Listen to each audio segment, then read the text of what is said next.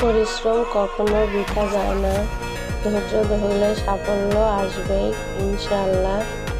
এই যে কথা বলতে বলতে দেখেন আজকে আমি একটু অন্যভাবে ডিমের চপ বানাবো, সেই জন্য আলু আমি এখানে কিন্তু ভর্তা করে নিইনি।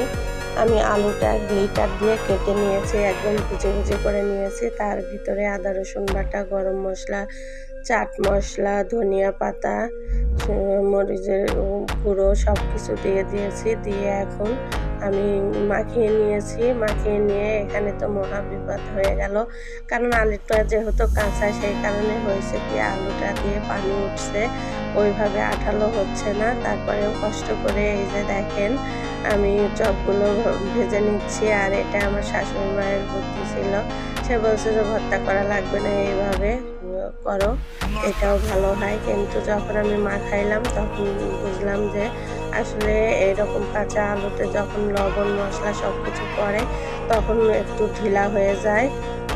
পরিশ্রম কখনো বৃথা যায় না। ধৈর্য ধরলে সাফল্য আসবেই ইনশাআল্লাহ।